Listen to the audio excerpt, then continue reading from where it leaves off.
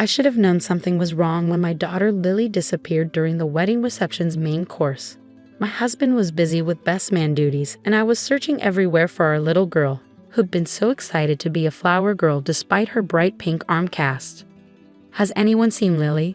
I asked, growing increasingly concerned as I moved between the elegantly decorated tables. "Oh, your daughter." One of the bridesmaids touched my arm delicately. The bride had her moved to, alternative seating. My blood ran cold. Alternative seating? What does that mean? The bridesmaid shifted uncomfortably. Amanda said the pink cast was ruining all the reception photos. She had the wedding coordinator take her to the bathroom to finish her dinner. For the aesthetic, you know. I didn't know. I couldn't comprehend how anyone could banish a 4-year-old child, her own niece, to eat alone in a bathroom. But then again, I'd never fully understood my sister-in-law's obsession with her social media presence. I rushed to the venue's main bathroom, my heels clicking against the marble floors. When I pushed open the heavy door, the sound of quiet sobbing hit me like a physical blow. There was my baby girl sitting on the floor in her flower girl dress, her plate balanced precariously on her lap. Her pink cast, the result of a playground accident last week, stood out against the white tulle of her dress. "Mommy," she whimpered, "Auntie Amanda said I'm making her wedding ugly." Something in me snapped.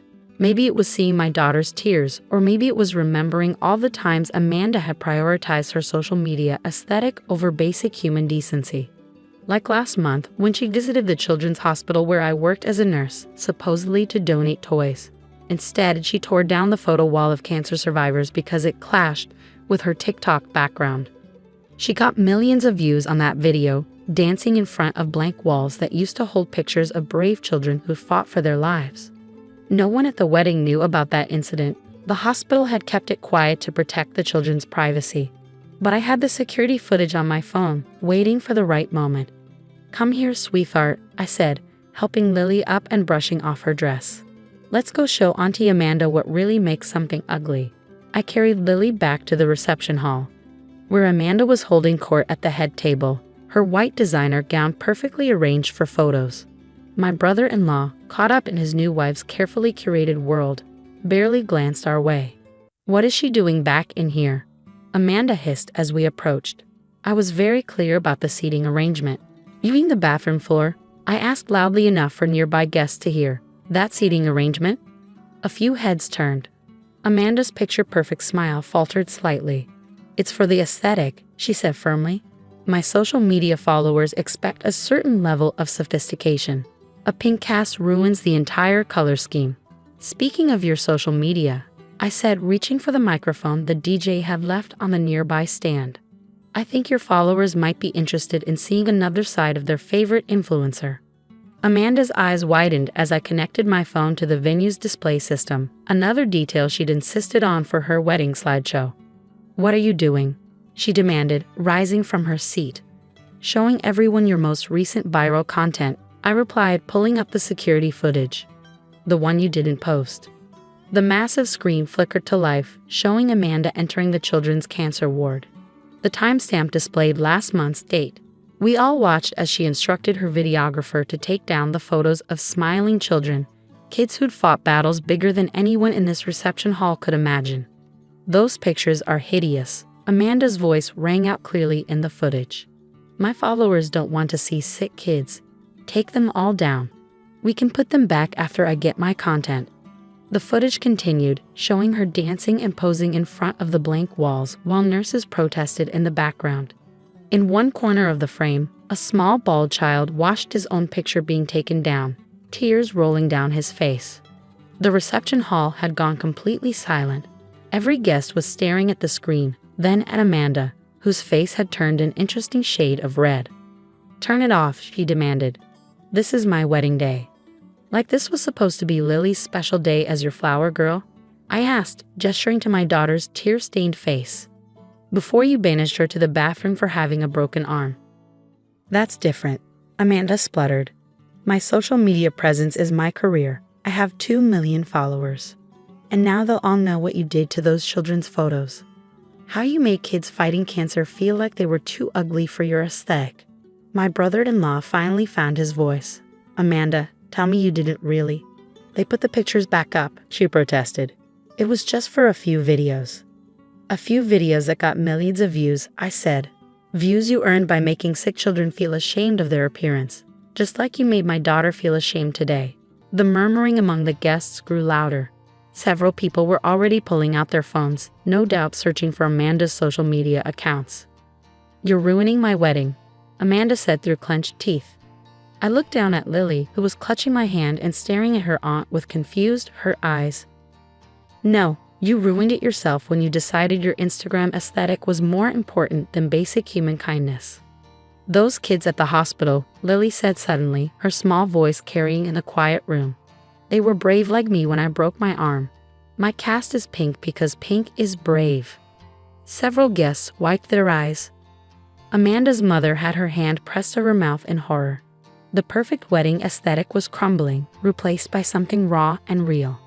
I think I said into the microphone, it's time for some truth in your social media presence. Your followers should know exactly who they're following. As phones continued to come out and Amanda's carefully curated world began to unravel, I picked up my daughter and her ruined dinner plate. Let's go get you some cake, sweetheart, I said. And we'll eat it right here at the table, pink cast and all. Within hours, the wedding venue had transformed from a Pinterest-perfect celebration into a social media nightmare. Guests were posting snippets of the security footage, and Amanda's carefully cultivated influencer reputation was unraveling with each share. But that was just the beginning. Mom, look. Lily pointed at Amanda's mother, who was storming toward us with a tablet in hand. She wasn't angry at me, though her fury was directed entirely at her new daughter-in-law. Care to explain this? She thrust the tablet at Amanda. On the screen was a fundraising page from 6 months ago, supposedly for children's cancer research. Amanda had raised over $50,000 from her followers. That money never reached the hospital, I said quietly. As a nurse there, I would have known about such a significant donation. Amanda's perfectly contoured face paled. I can explain. Please do, her new husband interrupted, looking at the tablet over his mother's shoulder. Explain how you use sick children to raise money that disappeared. The processing fees were high, Amanda stammered, and organizing the fundraiser took so much time. So you kept the money, someone gasped. I deserved compensation for my influence. Amanda's voice rose hysterically. Do you know how many hours I spent creating content? The wedding photographer, who had been quietly documenting everything, cleared his throat. Actually, I have something relevant to share. He pulled out his phone and played a video from a planning session. There was Amanda, detailing exactly how she would use the children's hospital for content.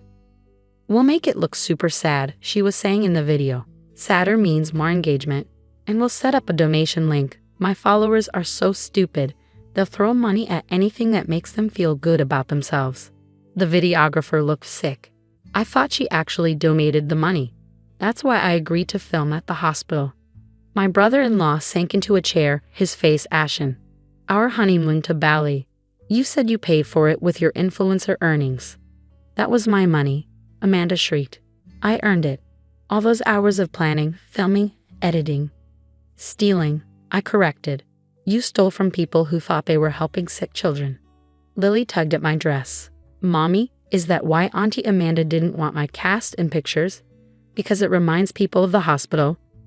Before I could answer, another guest stood up, a lawyer, as it turned out.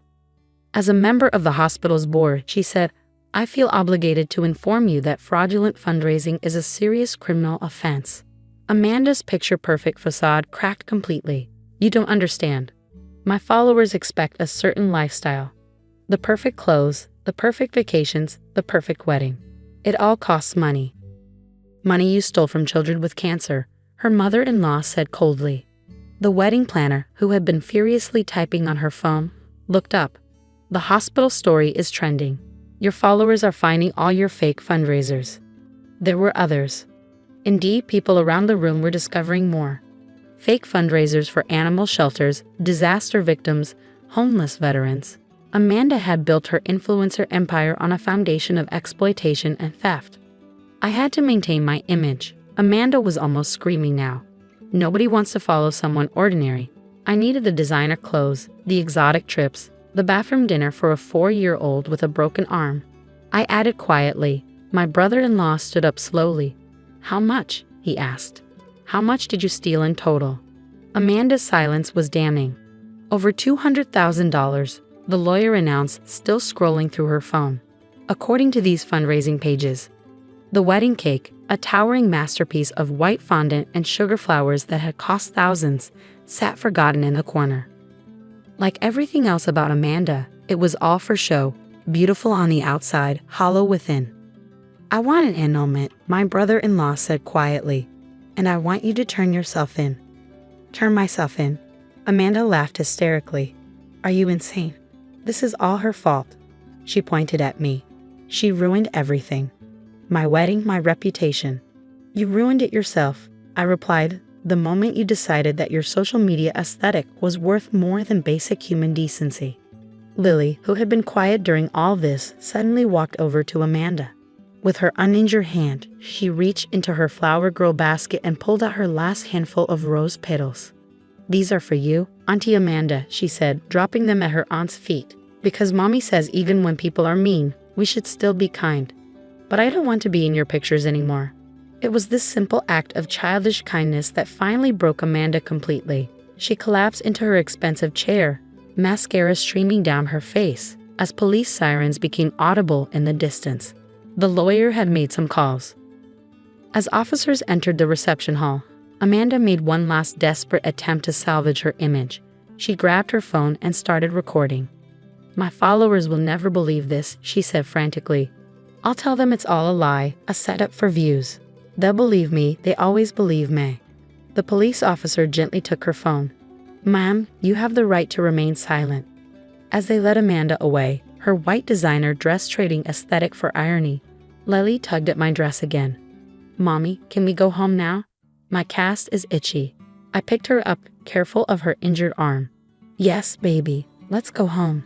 And tomorrow, maybe we can make a real donation to the children's hospital. With my own money from my piggy bank, she asked proudly.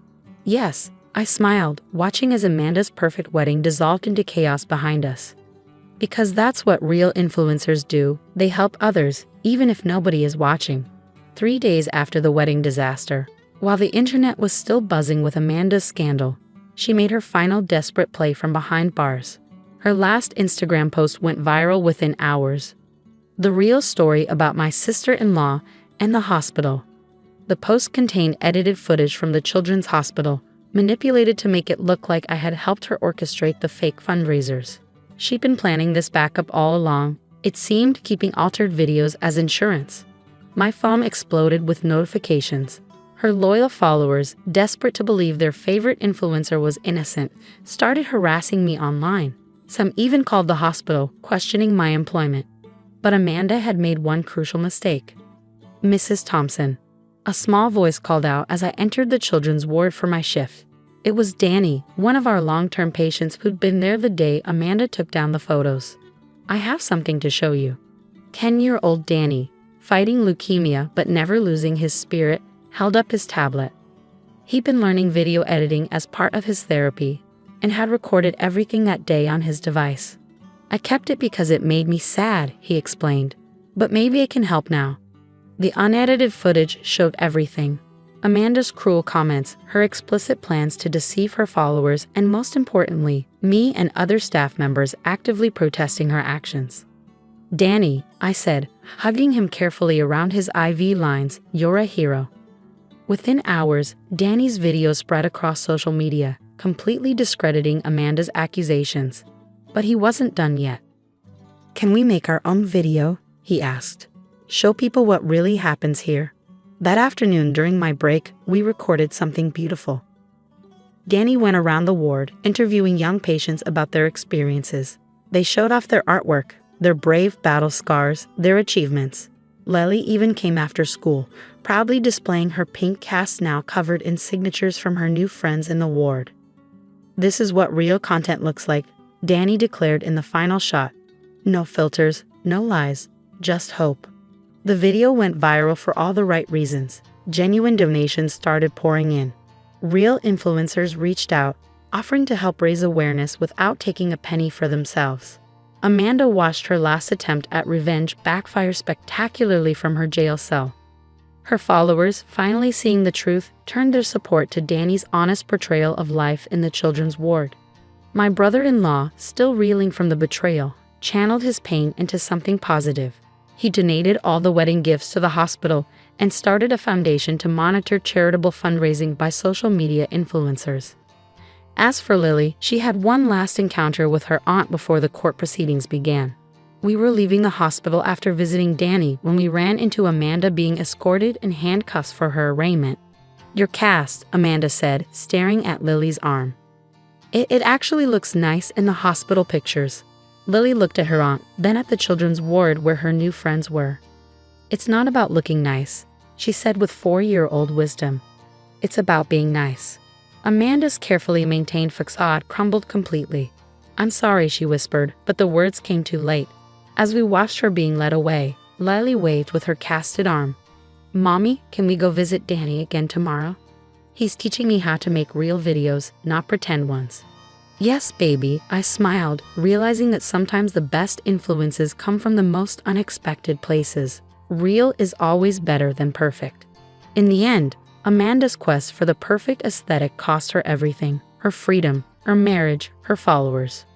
But in its place, something genuine bloomed. A community of support around the children's ward, led by a 10-year-old boy with a tablet and a 4-year-old girl with a pink cast. Their joint TikTok channel, Hospital Heroes, now has twice as many followers as Amanda ever did. But more importantly, every penny raised goes exactly where it should, to helping children fight their battles with style, strength, and absolutely no filters needed. Because sometimes the most beautiful pictures are the ones that show life exactly as it is: messy, imperfect, and absolutely real.